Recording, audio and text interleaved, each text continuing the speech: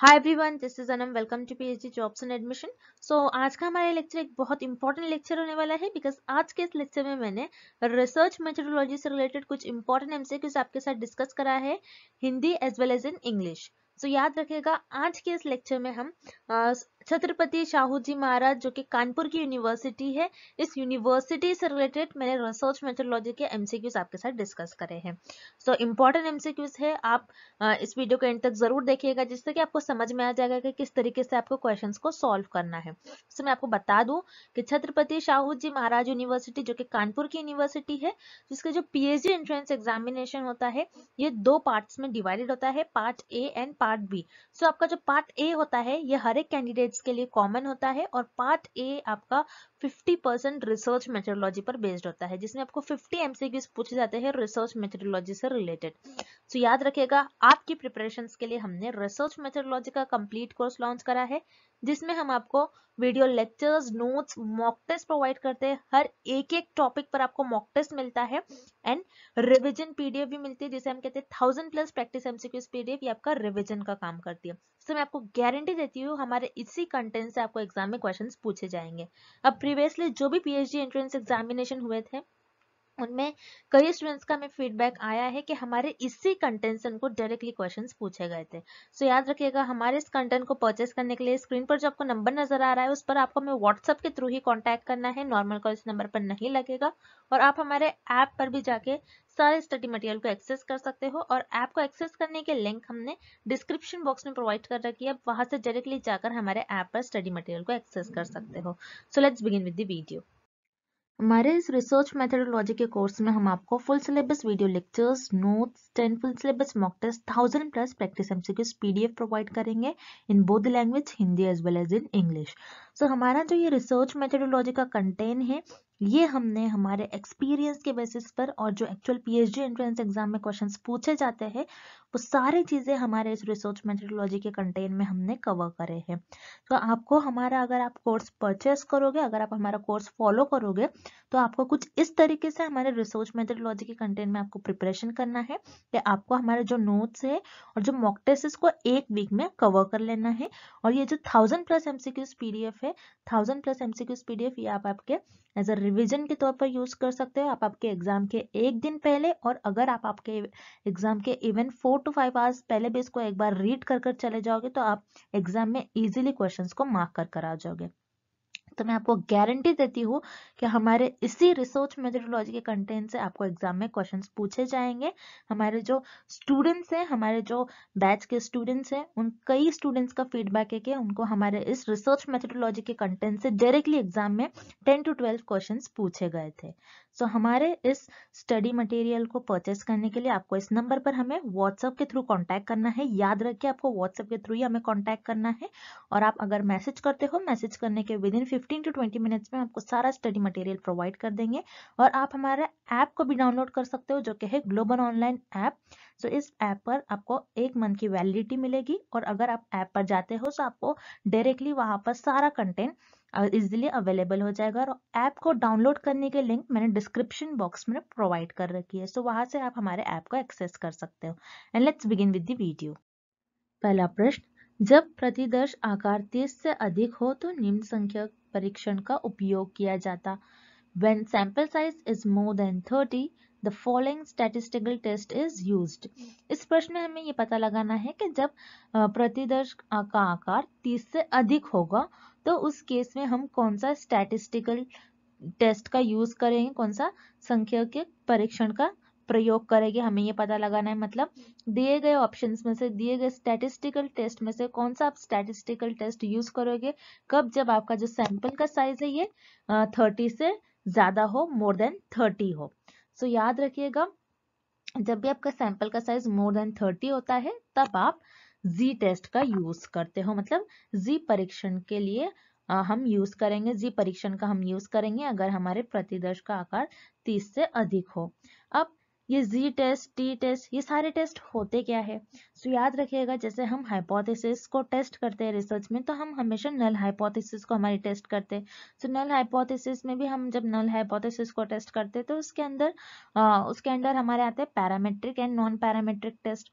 सो parametric test में जो आपके टेस्ट इंक्लूड होते हैं वो होते हैं आपके जी टेस्ट एंड टी टेस्ट। ये जी और टी टेस्ट होते क्या है?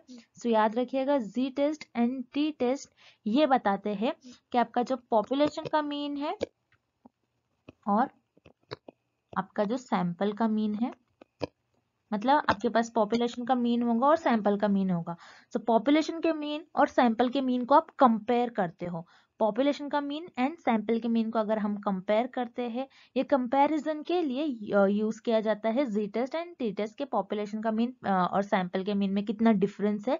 बेसिकली इसके लिए हम जी टेस्ट एंड टी टेस्ट का यूज करते हैं, कंपेयर करते हैं हम पॉपुलेशन के मीन से और सैंपल पॉपुलेशन के मीन को सैंपल के मीन से, इसीलिए हम जी और टी टेस्ट का यूज करते हैं। सो याद रखिएगा, जी टेस्ट हम कब यूज करते हैं? जब हमारी सैंपल का साइज मोर देन 30 होगा और हमें पॉपुलेशन का, याद रखिएगा, पॉपुलेशन का स्टैंडर्ड डिविएशन नोन हो, तब हम जी टेस्ट का यूज करेंगे। जी टेस्ट कब यूज करा जाता है? जब हमारे सैंपल का साइज 30 से अधिक हो, 30 से अधिक हो, आपके जो प्रतिदर्श का आकार है 30 से अधिक हो, और आपकी जो जनसंख्या है उसका स्टैंडर्ड डिविएशन आपको पता हो, मतलब नोन हो। स्टैंडर्ड डिविएशन क्या होता है कि आपका जो डेटा है वो कितना स्प्रेड आउट है, आपके जो पॉपुलेशन से आपको जो डेटा मिलेगा वो कितना फैला हुआ है, कितना स्प्रेड आउट है, बेसिकली ये बताते हैं। ये इसे कहते हैं हम स्टैंडर्ड डिविएशन। अगर आपको पॉपुलेशन का स्टैंडर्ड डिविएशन नोन है और आपके सैंपल का साइज 30 से ज्यादा है, 30 से अधिक है, तब हम जी टेस्ट का मतलब जी परीक्षण का यूज करेंगे और जी परीक्षण का उपयोग करेंगे। अगर आपके जो सैंपल है, सैंपल का साइज याद रखिएगा, बहुत इंपॉर्टेंट है, सैंपल का साइज 30 से कम है और आपको पॉपुलेशन का स्टैंडर्ड डिविएशन अननोन है, आपको पता नहीं है पॉपुलेशन का स्टैंडर्ड डिविएशन, सो उस केस में आप टी टेस्ट का यूज करोगे, मतलब टी परीक्षण का प्रयोग करोगे। सो याद रखिएगा, टी टेस्ट हम कब यूज करते हैं? जब सैंपल का साइज 30 से कम हो और पॉपुलेशन का स्टैंडर्ड डिविएशन अननोन हो, तो उस केस में हम टी टेस्ट का यूज करेंगे। और जी टेस्ट कब यूज करते हैं? जब सैंपल का साइज 30 से ज्यादा हो, 30 से अधिक हो और हमें पॉपुलेशन का स्टैंडर्ड डिविएशन नोन हो, तो उस केस में हम जी टेस्ट का यूज करेंगे। और इस प्रश्न में हमें यही पूछा गया है कि अगर आपका जो सैंपल का साइज है, मतलब आपके प्रतिदर्श का आकार 30 से अधिक है, मतलब 30 से ज्यादा है, तो उस केस में आप कौन सा टेस्ट यूज करोगे और किस टेस्ट का, किस परीक्षण का उपयोग करोगे? आप सिर्फ और सिर्फ जी टेस्ट का। तो याद रखिएगा, इस क्वेश्चन का आपका राइट आंसर हो जाएगा जी टेस्ट। और यहाँ पर हमें एक और विकल्प दिया गया है, एक और ऑप्शन दिया गया है, सैंपल टेस्ट। सैंपल टेस्ट क्या होता है? बेसिकली कि आप सैंपल पर टेस्ट परफॉर्म करते हो, आप आपका जो सैंपल चुन लेते हो, मतलब आपका जो नमूने चुन लेते हो आप रिसर्च में स्टडी करने के लिए, आपके शोध के लिए। सो आप सैंपल पर रिसर्च करते हो और सैंपल को टेस्ट करते हो और उस टेस्ट से आपके जो रिजल्ट मिलते हैं पूरी पॉपुलेशन पर अप्लाई करते हो, उसे हम कहते हैं सैंपल टेस्ट।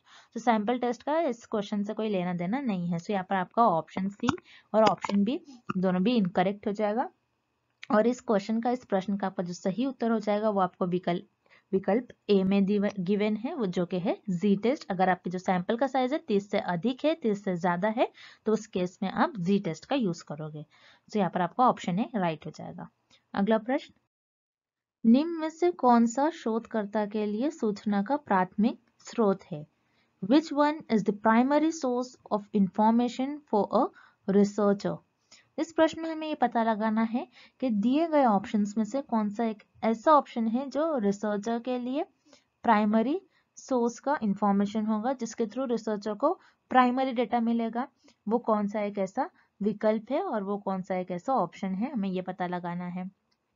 तो याद रखिएगा, रिसर्च में आप दो सोर्सेस के थ्रू, और जो आपके शोधकर्ता होते हैं, जो रिसर्चर्स होते हैं, ये दो सोर्सेस के थ्रू इंफॉर्मेशन गेन करते हैं, डेटा को कलेक्ट करते हैं।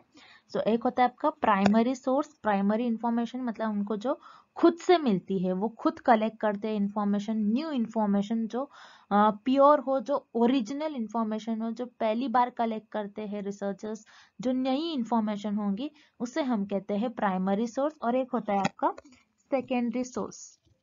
सेकेंडरी सोर्स क्या होता है? सेकेंडरी सोर्स जो रिसर्चर खुद जनरेट नहीं करते, जो ओरिजिनल डेटा नहीं होता है बल्कि वो ऑलरेडी अवेलेबल होता है।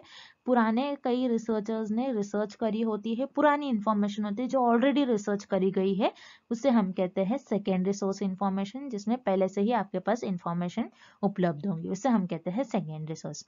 अब इस प्रश्न में हमें ये पूछा गया है कि प्राइमरी सोर्स इंफॉर्मेशन रिसर्चर को किस विकल्प से मिलेंगी। मतलब प्राइमरी इंफॉर्मेशन मतलब न्यू इंफॉर्मेशन, जिसके थ्रू रिसर्चर को एक ओरिजिनल नई इंफॉर्मेशन किस ऑप्शन के थ्रू मिल सकती है, हमें ये पता लगाना है इस क्वेश्चन में। सो एक एक कर कर हम सारे विकल्प देखेंगे और पता करेंगे कि किस ऑप्शन और किस विकल्प के थ्रू आपके शोधकर्ता को एक नई इंफॉर्मेशन मिलेंगी, एक न्यू इंफॉर्मेशन मिलेंगी, मतलब एक प्राइमरी सोर्स इंफॉर्मेशन होगी। सो हम ऑप्शन ए देखते हैं, विकल्प ए देखते हैं, जो कि है एजुकेशनल रिसर्च, जिसे हम कहते हैं शैक्षणिक शोध। अब एजुकेशनल रिसर्च क्या होती है? जैसे एजुकेशन तो हम सबको पता है, जिसमें एजुकेशन जिसमें हम पढ़ाई करते हैं, हम पढ़ते हैं चीजों को, और रिसर्च एजुकेशन में रिसर्च की जाती है कि एजुकेशन का लेवल किस तरीके से और अच्छा कर सके। तो एजुकेशन रिसर्च में, एजुकेशनल रिसर्च में क्या होता है कि जो भी चीजें हैपन होती है उसी को देखते हुए रिसर्चर उस पर रिसर्च करते हैं। अब जैसे अभी करंट स्टेटस होगा एजुकेशन का, जो कि ऑनलाइन मोड में ज्यादा चल रही है एजुकेशन, सो उसके बेसिस पर रिसर्चर क्या करेंगे कि नेटवर्क्स को कैसे अच्छा कर सकते हैं, और जो इंटरनेट है उसकी स्पीड को कैसे फास्ट कर सकते हैं, और प्रोजेक्टर्स हो गए, प्रोजेक्टर्स की क्वालिटीज को कैसे इम्प्रूव कर सकते हैं, लैपटॉप्स की क्वालिटी को, पिक्सल रेट, सो जिसकी वजह से जो स्टूडेंट्स है इजीली वो उनकी एजुकेशन और बेहतर हो और अच्छी हो। सो यहाँ पर बेसिकली एजुकेशनल रिसर्च में रिसर्चर एजुकेशन से रिलेटेड प्रॉब्लम्स को सॉल्व करते हैं। सो उनके पास इंफॉर्मेशन रहती है, वो बस प्रॉब्लम को सॉल्व करते जाते हैं, उसको अच्छी तरीके से और इम्प्रूव करते जाते हैं। तो यहाँ पर रिसर्च को कोई प्राइमरी इंफॉर्मेशन नहीं मिलती, कोई न्यू इंफॉर्मेशन नहीं मिलती। सो यहाँ पर जो आपका विकल्प है इस प्रश्न का गलत उत्तर हो जाएगा। उसी तरीके से option C, review article. Review article क्या होता है? आप आर्टिकल को रिव्यू कर रहे हैं, मतलब पहले से ही यहाँ पर जो सारे पुराने रिसर्चर्स ने रिसर्च करी होती है, यहाँ पर सारी इंफॉर्मेशन प्रेजेंट होती है। सो ऑब्वियसली ये आपका सेकेंडरी सोर्स इंफॉर्मेशन होगा, प्राइमरी सोर्स नहीं होगा, क्योंकि ये पुराने रिसर्च करी गई होती है, जो पुराने रिसर्चर ने रिसर्च करे होते हैं वो सारी इंफॉर्मेशन एक जगह प्रेजेंट होती है। सो ये आपका सेकेंडरी सोर्स इंफॉर्मेशन होगा, प्राइमरी सोर्स नहीं। सो यहाँ पर आपका विकल्प सी भी गलत हो जाएगा, इस क्वेश्चन का आंसर नहीं होगा। उसी तरीके से option D, research paper in a professional journal. Research paper तो हम सबको पता है, रिसर्च पेपर क्या होता है, जिसमें आप जो भी आपका रिसर्च का वर्क करते हो सारा मेंशन करते हो। लेकिन यहाँ पर आपको एक न्यू वर्ड दिख रहा है, प्रोफेशनल जर्नल। प्रोफेशनल जर्नल क्या होती है? जैसे प्रोफेशंस के जर्नल, कोई डॉक्टर है, कोई इंजीनियर है, कोई लॉ कर रहा है, सो उनके कुछ पेपर्स होते हैं, उसमें वो कुछ अपने रिसर्च को लिखते हैं। सो याद रखिएगा, रिसर्च पेपर है मतलब इनका रिसर्च का वर्क हो जाता है, रिसर्च का काम हो जाता है, तब ये मेंशन करते हैं। तो research paper in professional journal में भी आपको जो रिसर्च पेपर के प्रोफेशनल जर्नल में भी जो भी आपको इन्फॉर्मेशन मिलेगी, आपकी सेकेंडरी सोर्स होंगी, प्राइमरी नहीं। सो यहाँ पर जो आपका ऑप्शन डी है ये भी रॉन्ग हो जाएगा, और इस प्रश्न का आपका सही उत्तर हो जाएगा ऑप्शन बी, सेंसस। सेंसस क्या होता है? सेंसस पॉपुलेशन में से हर एक एक मेंबर से आप इंफॉर्मेशन गेन करते हैं, मतलब आपकी जो जनसंख्या होती है, जनसंख्या में से आप प्रत्येक व्यक्ति से आप इंफॉर्मेशन लेते हो। जनसंख्या एक ऐसी चीज है जिसमें आप पूरे पॉपुलेशन पर रिसर्च करते हो, पॉपुलेशन के में से हर एक एक मेंबर से आप इंफॉर्मेशन कलेक्ट करते हो। सो इंडिया में, भारत में सेंसस मतलब जनगणना हर 10 साल में करा जाता है, हर 10 ईयर्स में किया जाता है, जिसमें आप हर एक व्यक्ति से इंफॉर्मेशन गेन करते हैं और आपको जो भी इंफॉर्मेशन मिलती है वो न्यू होती है। सो यहाँ पर सेंसस के थ्रू रिसर्चर को और आपके शोधकर्ता को एक प्राइमरी सोर्स इंफॉर्मेशन मिलेगी, मतलब एक न्यू इंफॉर्मेशन मिलेंगी, और उसके थ्रू रिसर्चर एक नई इंफॉर्मेशन को जनरेट करते हैं, न्यू डेटा को जनरेट करते हैं। तो इस प्रश्न का आपका सही उत्तर हो जाएगा ऑप्शन बी, सेंसस। नेक्स्ट, यादृच्छिक नमूने में जनसंख्या में से किसी आइटम के चयन करने की संभावना है। In random sampling the probability of selecting an item from the population is.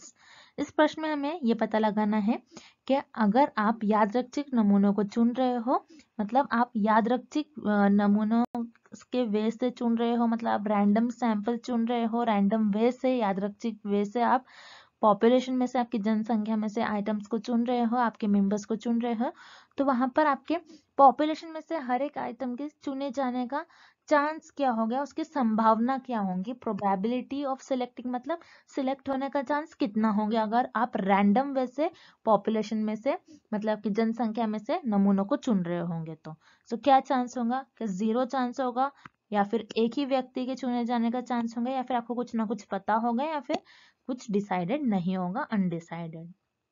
तो हम पता करते हैं कि इस प्रश्न का सही उत्तर क्या होगा। तो यहाँ पर रिसर्चर, जो भी हमें क्वेश्चन दिया गया है, मान लिया एक रिसर्चर है, वो रैंडम वे से सैंपल को सिलेक्ट कर रहा है।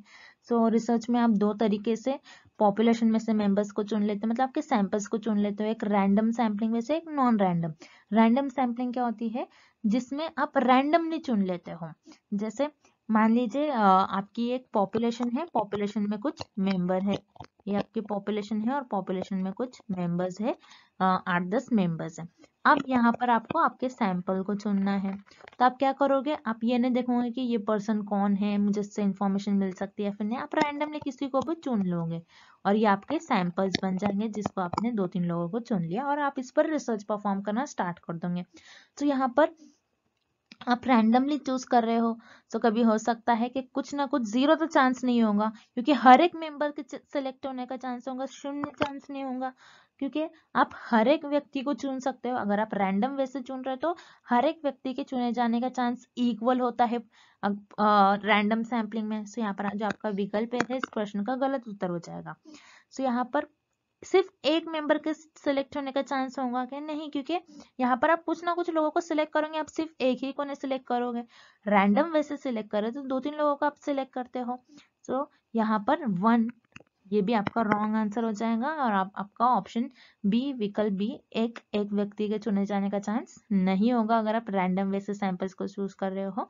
मतलब कोई ना कोई किसी ना किसी के चुने जाने का चांस होगा। मतलब आपको जो हमें जिससे आइडिया लग रहा है, अगर आप खुद रिसर्चर होते तो आप क्या करते, रैंडम वे से अगर आप सैंपल सिलेक्ट करते तो आपको आइडिया, तो कुछ ना कुछ लोग सिलेक्ट होते हैं, आपका ये आइडिया होता है, आपको ये आप बोल सकते हो अगर आप रैंडम वे से सैंपल्स को सिलेक्ट कर रहे हो तो, कि कुछ ना कुछ मेंबर्स के सिलेक्ट होने का चांस होगा, कुछ ना कुछ आपको नोन होगा। तो यहाँ पर रैंडम सैम्पलिंग वे से, मतलब आप रैंडम सैम्पलिंग परफॉर्म कर रैंडमली पॉपुलेशन में से मेंबर्स को चुन रहे हो, तो कुछ ना कुछ पॉपुलेशन में से कुछ ना कुछ लोगों का चुने जाने का चांस इक्वल होगा और आपका नोन होगा। तो यहाँ पर अनडिसाइडेड नहीं होगा, क्योंकि आप सैंपल चूज करते आपको पता होगा। तो यहाँ पर ऑब्वियसली आपका ऑप्शन डी इनकरेक्ट होगा और इस क्वेश्चन का आपका सही विकल्प होगा ऑप्शन सी, नोन, ज्ञात। नेक्स्ट, निम्न में से संदर्भ या संबंधित कागजातों के संकलन को किसके रूप में जाना जाता है? कंपाइलेशन ऑफ रेफरेंसेस और related papers is known as.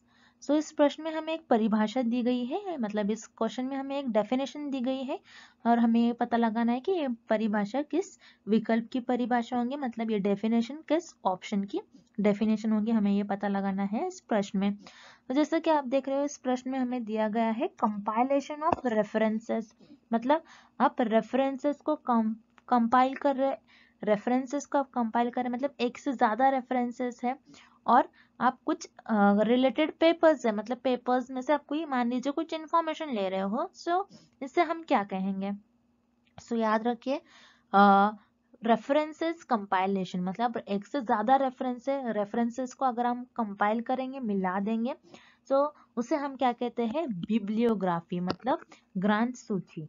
तो बिब्लियोग्राफी क्या होता है, याद रखिएगा, एक से ज्यादा रेफरेंसेस को हम कहते हैं बिब्लियोग्राफी। अब रेफरेंसेस क्या होते हैं, आपको इसका अर्थ पता होना चाहिए। रेफरेंसेस का मतलब क्या होता है, रेफरेंसेस मतलब जिसमें अगर आपने आपके रिसर्च में किसी और रिसर्चर का वर्क यूज करा है, मतलब आपने आपकी शोध में किसी और शोधकर्ता के कार्य का उपयोग करा है, तो आपको उनका नेम प्रॉपर मेंशन करना होता है, उनको साइट करना होता है, उनको एक्नॉलेज करना होता है कि हमने इस ऑथर का हमारे रिसर्च में, हमारे शोध में इनका वर्क यूज करा है।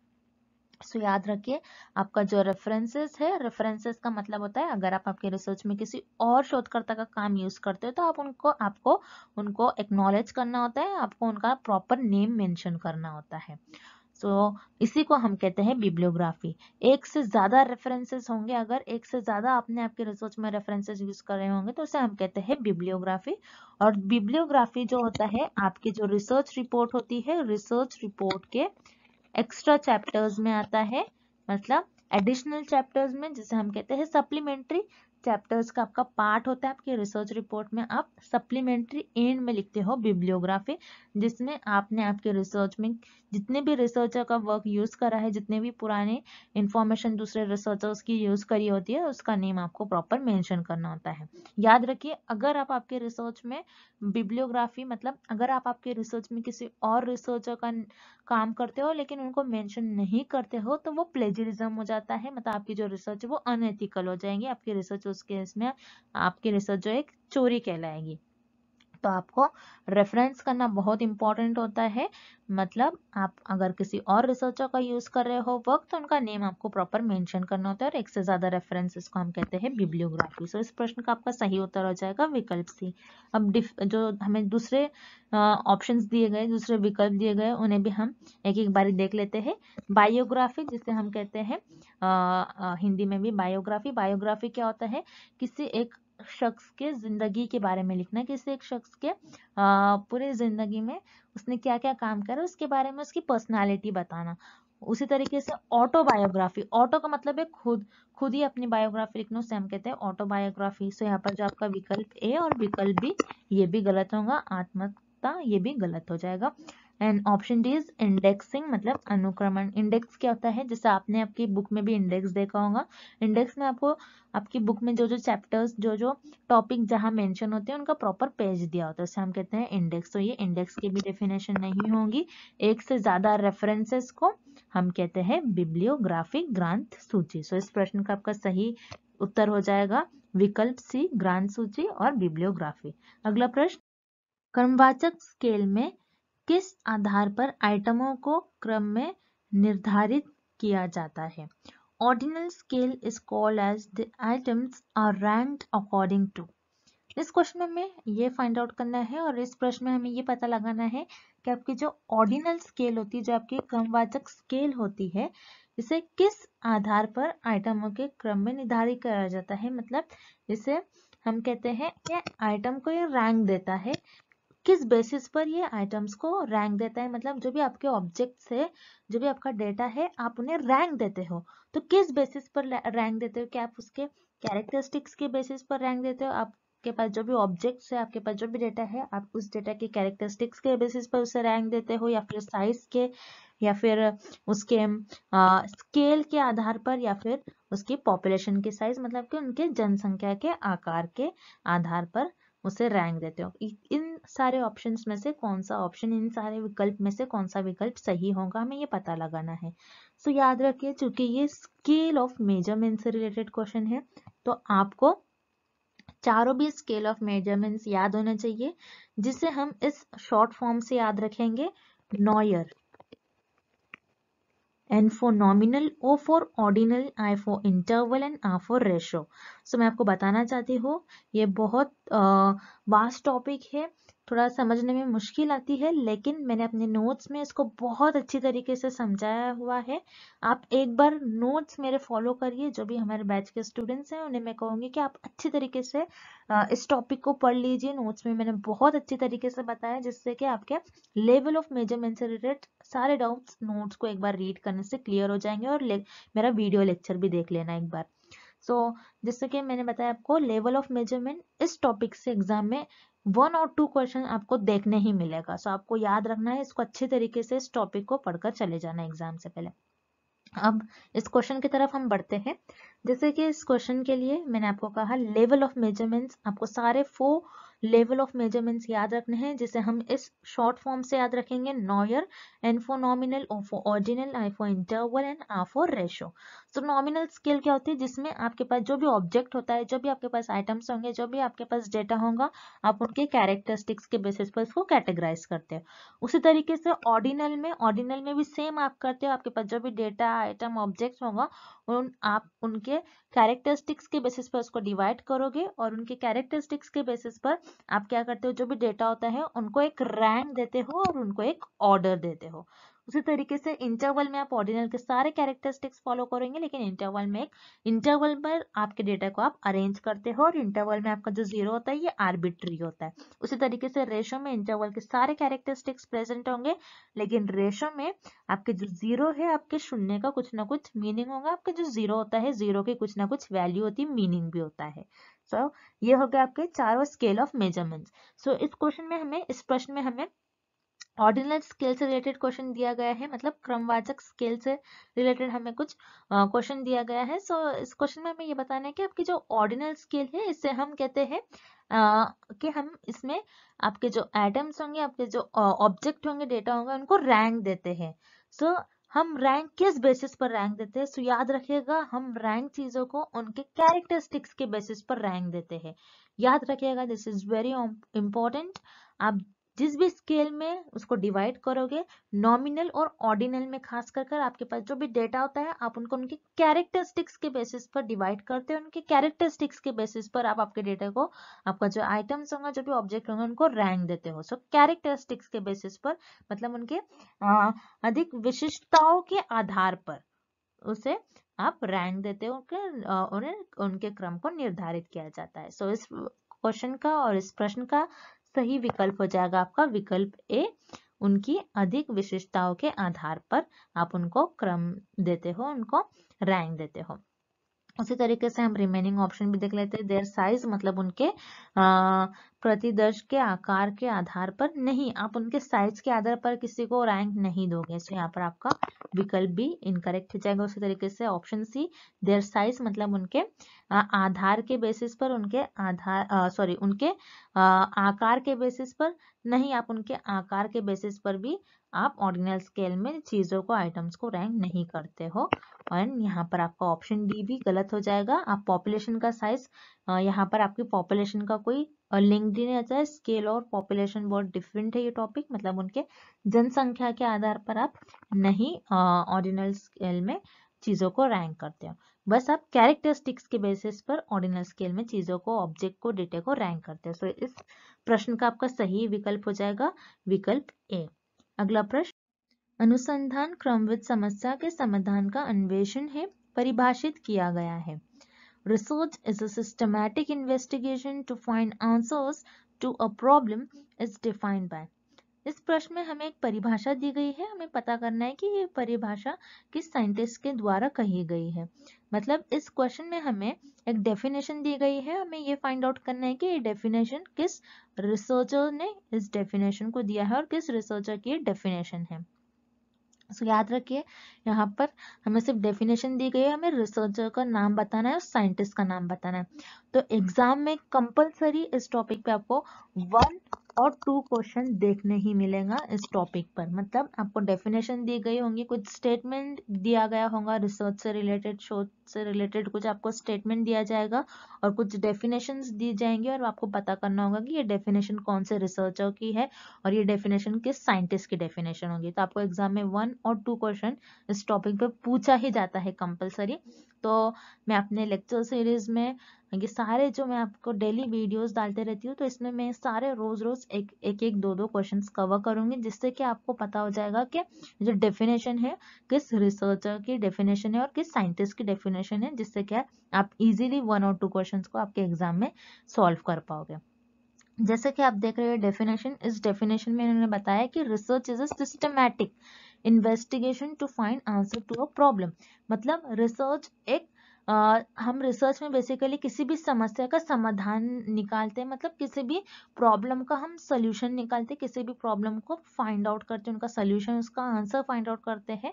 लेकिन किस तरीके से? सिस्टमैटिक इन्वेस्टिगेशन से। सिस्टमैटिक मतलब अगर आप रिसर्च में एक मेथड फॉलो कर रहे हो, आप पहले से डिसाइड करते हो कि मैं इस मेथड से फॉलो करूंगा, इस मेथड से मैं अपनी रिसर्च को परफॉर्म करूंगा। सिस्टमैटिक मतलब स्ट्रक्चर, स्टेप बाय स्टेप। अगर आपने पहला स्टेप परफॉर्म किया, दूसरा, तीसरा, तो आप एक पाथ फॉलो करते हो, बेसिकली एक स्टेप फॉलो करते हो। आप कैसे भी, अगर आपने ये परफॉर्म किया, एक मेथड परफॉर्म किया, तो आप दूसरे मेथड से जाओगे, फिर उसमें आप रिसर्च करना स्टार्ट करेंगे। कभी आप रिसर्च में ऐसा नहीं करते हो।